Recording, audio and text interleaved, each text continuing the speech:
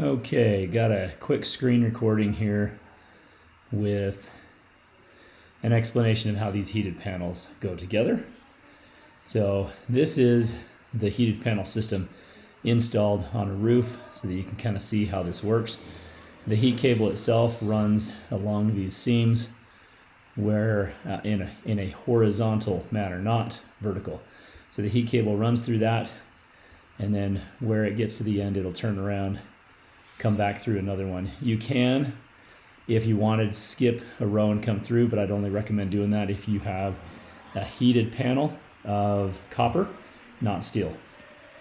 So these are the panels themselves. They go together where this end right here actually has a fold that goes underneath. This fold comes over to the top. So when you lay another one on to the right, they link together and connect.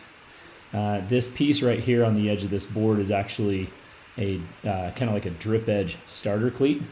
You anchor this to the drip edge, put some screws in right behind the fold on that back edge, and then the front edge of this slips into it. The next picture will show a little bit better example of that. So this is that drip edge cleat, start strip, and your panel will slip into that pocket, creating a downward pressure on the front nose of that. Okay, and this is what it looks like when you've got heat cable in that pocket. The pressure of the cavity with the heated with the panel against the heat cable helps to transition the heat into the metal. All right, so there's that fold on the actual heated panel. The other one has a corresponding fold or a hem that connects this in with it, and then they overlap in these areas so the heat cable runs consistently through from panel to panel. Again, there's another shot of the panel itself.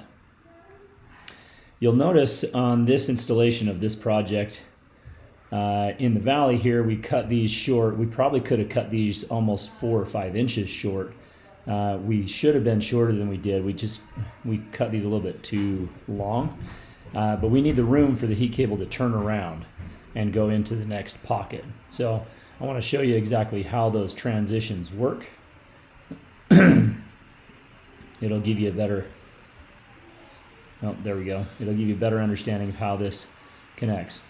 So here you can see we've got this laid out on a table, and the panel system here is plate 1 and this is plate 2.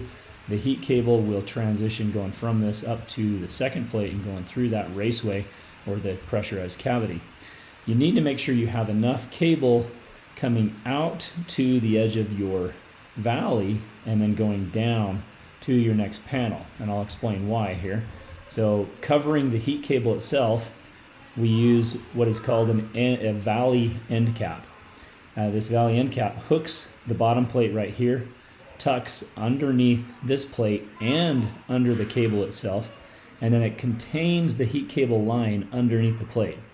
You'll actually see this little bit of a hook underneath this end cap, so it's designed to hook into a W pan that has an S fold on the end.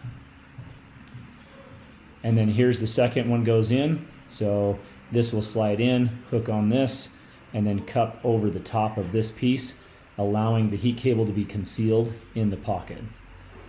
And there it is, contained in. So this helps to conceal the entire heat cable system, leaving nothing exposed. These are the valley end caps when they're complete, when they're all installed. You do have some exposed fasteners here on the outside.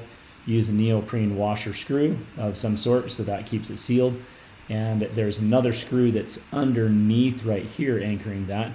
If you wanted to, you probably could add another screw on the ends right here to keep these tight, but I don't think that's going to be necessary.